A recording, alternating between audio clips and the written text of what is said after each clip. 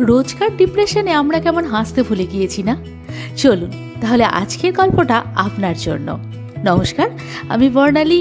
একটি মেয়ের গল্পের আসরে আপনাদের সবাইকে স্বাগত। আর আজ আমাদের গল্প শীর্ষেন্দু মুখোপাধ্যায় রচিত রাজার মন ভালো নেই। চলুন তাহলে দেরি না করে শুরু করি আজকের গল্প, শীর্ষেন্দু মুখোপাধ্যায় রচিত রাজার মন ভালো নেই। রাজার মন আর কিছুতেই ভালো হচ্ছে না। মন ভালো করতে লোকেরা কম মেহনত করেনি। রাজাকে গান শোনানো হচ্ছে, নাচ দেখানো হচ্ছে, বিদূষক এসে হাজার রকমের ভাড়ামি করেছে। যাত্রা, নাটক, মেলা মৎসব, যাগযজ্ঞ, পুজো পাঠ সব হলো। পূবের রাজ্য থেকে আনারস, উত্তরের হিমরাজ্য থেকে আপেল, পশ্চিম থেকে আখরোট, আঙুর, পেস্তা, বাদাম, দেশ বিদেশ থেকে ক্ষীর আর ছানার মিষ্টি এনে খাওয়ানো হচ্ছে। এখন সাহেব আর চীনের রসুইকারেরা দুবেলা হরেক রকম খাবার বানাচ্ছে। রাজা দেখছেন, শুনছেন, খাচ্ছেন, কিন্তু তবুও ঘন্টায় ঘন্টায় বুক কাঁপিয়ে হুঙ্কারে একটা দীর্ঘ নিঃশ্বাস ফেলছেন। না হে, মনটা ভালো নেই। রাজবৈদ্য এসে সারাদিন বসে নাড়ি টিপে চোখ বুজে থাকেন। নাড়ি কখনো তেজি, কখনো মহা, কখনো মোটা, কখনো সরু। রাজবৈদ্য আপন মনে করেন। তারপর শতেক রকম শেকড় বাকড় পাতা বেটে ওষুধ তৈরি করে শতেক রকম অনুপাত দিয়ে রাজাকে খাওয়ান। রাজা খেয়ে যান, তারপর হড়াস করে দীর্ঘশ্বাস বেরিয়ে যায়। না হে, মনটা ভালো নেই।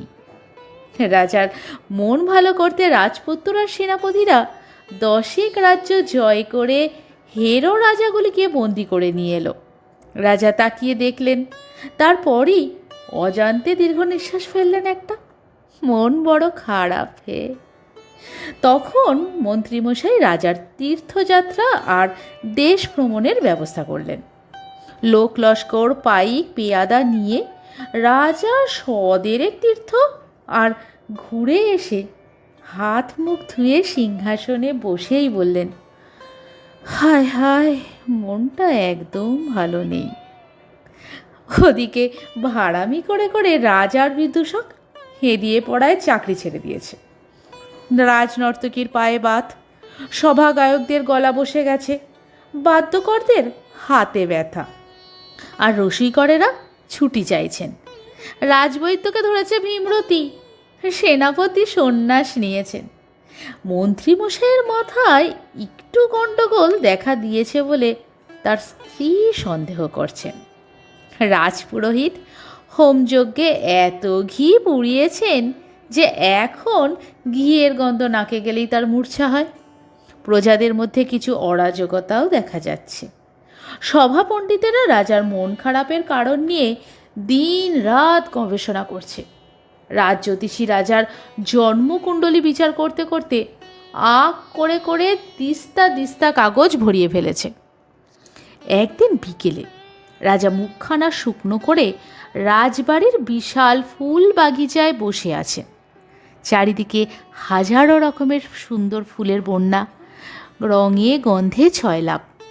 মৌমাছি গুনগুন করছে, পাখিরা মধুর স্বরে ডাকছে। সামনের বিশাল সুন্দর দিঘিতে মৃদুমন্দ ঢেউ খেলছে, রাজহাঁস চড়ে বেড়াচ্ছে। রাজা চুপচাপ বসে থেকে থেকে হঠাৎ সিংহ গর্জনে বলে উঠলেন, গর্দান চাই। মন্ত্রী পাশেই ছিলেন, আপন মনে বিড়বিড় করছিলেন। মাথা খারাপের লক্ষণ আর কি।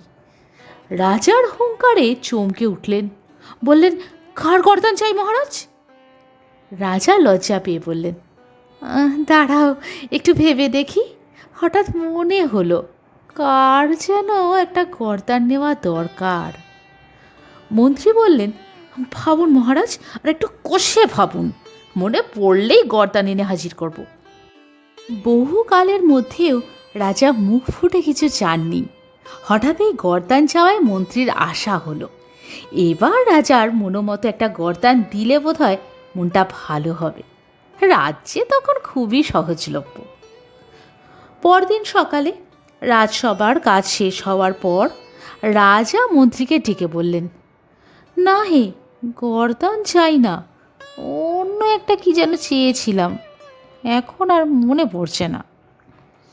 বিকেলবেলা রাজা প্রাসাদের বিশাল ছাদে পায়চারি করছিলেন, সঙ্গে রাজকীয় কুকুর, তাম্বুলদার, হক্কাদার, মন্ত্রী। পায়চারি করতে করতে রাজা হঠাৎ নদীর ওপারের গ্রামের দিকে চেয়ে চেঁচিয়ে উঠলেন, বুড়ির ঘরে আগুন দে, দে আগুন বুড়ির ঘরে। মন্ত্রী বিড়বিড় করা থেমে গেল।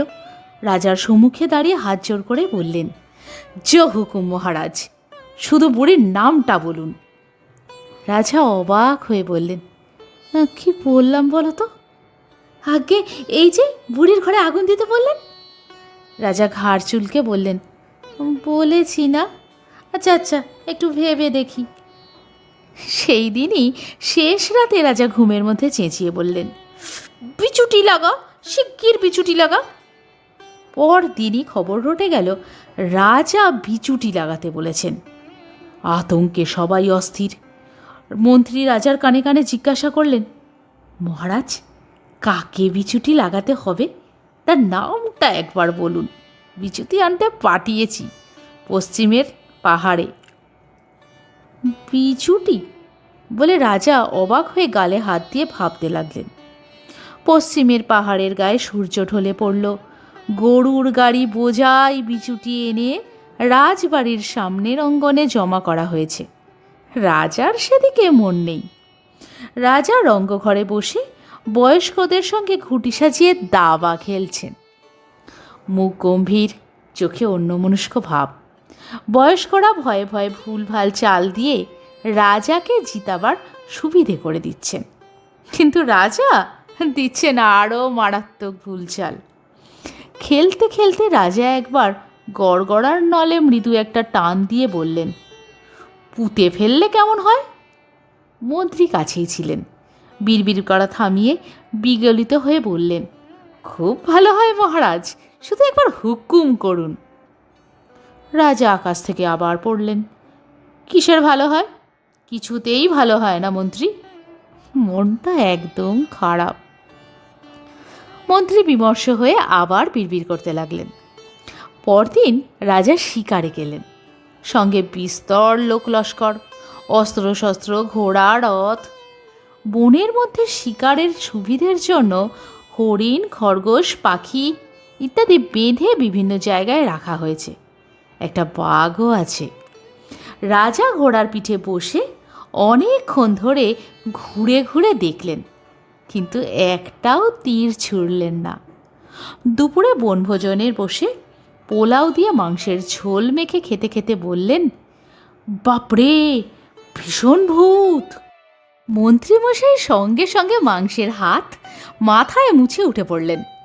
রাজামশাইয়ের সামনে এসে বললেন, তাই বলুন মহারাজ, তাই বলুন। ভূত? তা তারাই বা ভাবনা কিসের?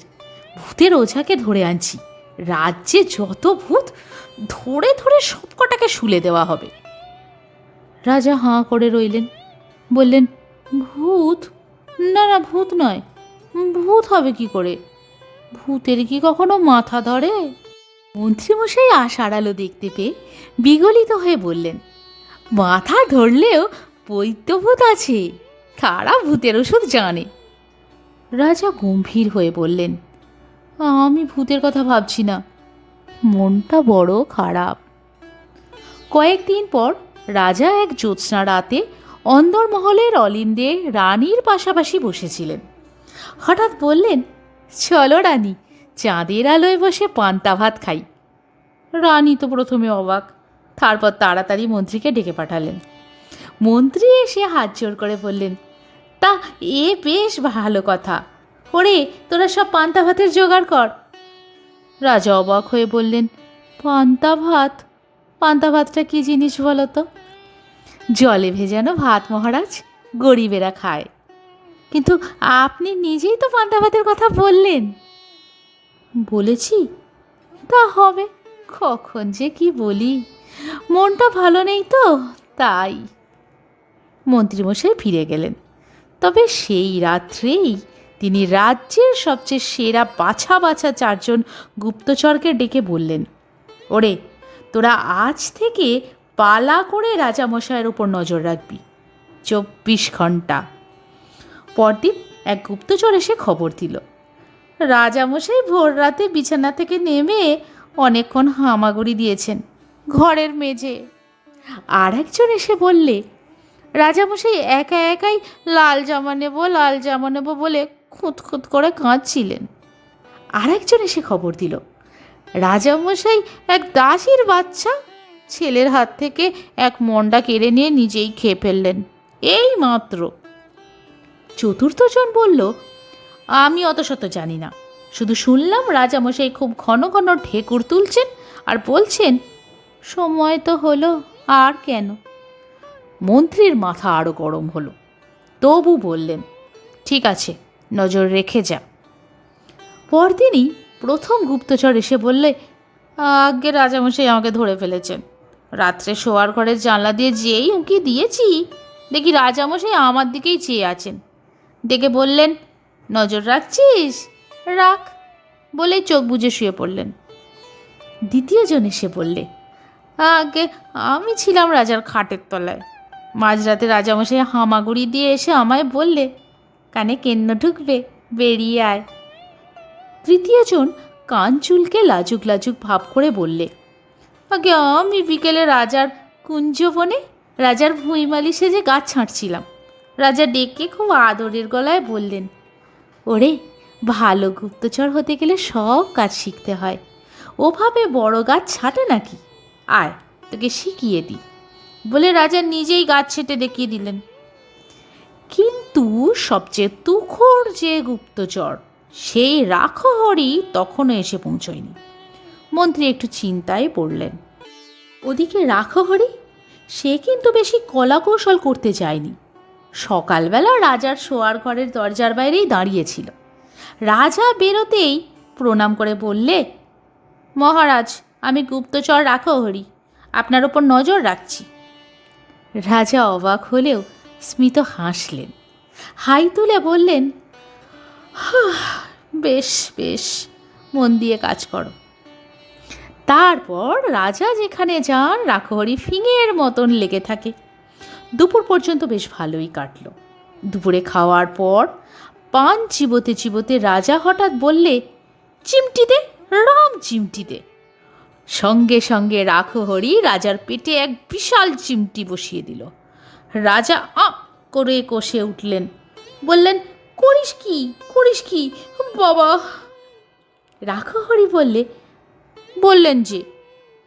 পেটে হাত বোলাতে বোলাতে রাজা কিন্তু হাসলেন। আবার দুপুর গড়িয়ে বিকেল। রাজা বাগানে বেড়াতে বেড়াতে হঠাৎ বলে উঠলেন, ল্যাং মেরে ফেলে দে। বলতে না বলতেই রাখহরি ল্যাং মারল। রাজা চিৎপটাং হয়ে পড়ে চোখ পিটপিট করতে লাগলেন। রাখহরি রাজার গায়ের ধুলোটুকু ঝেড়ে দাঁড় করিয়ে রাজার পায়ের ধুলো নিল। রাজা শ্বাস ফেলে বললেন, রাত পর্যন্ত রাজা আর কোনো ঝামেলাই করলেন না। রাখহরি রাজার পিছু পিছু শোয়ার ঘরে ঢুকল এবং রাজার সামনেই একটা আলমারির ধারে লুকিয়ে রইল। রাজা আর চোখে দেখে নিয়ে একটু হাসলেন, আপত্তি তুললেন না।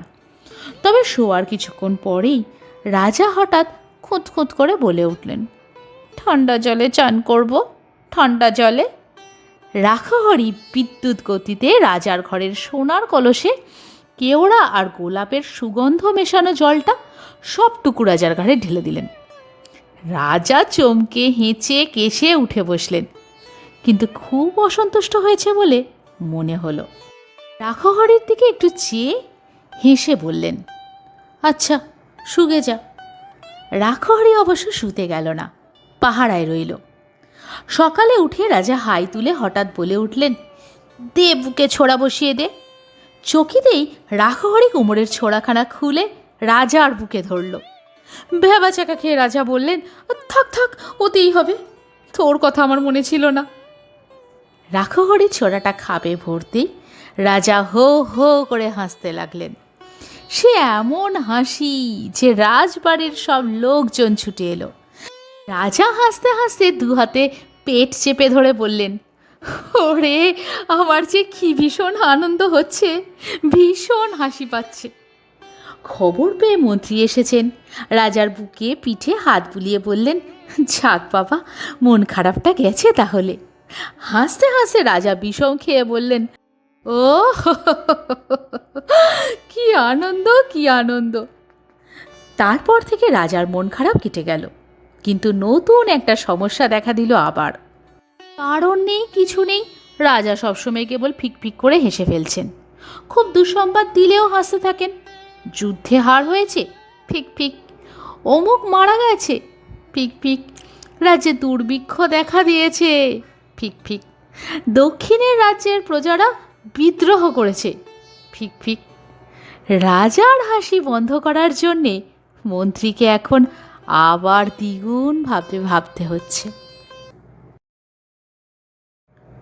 এতক্ষণ শুনছিলেন শীর্ষেন্দু মুখোপাধ্যায় রচিত রাজার মন ভালো নেই।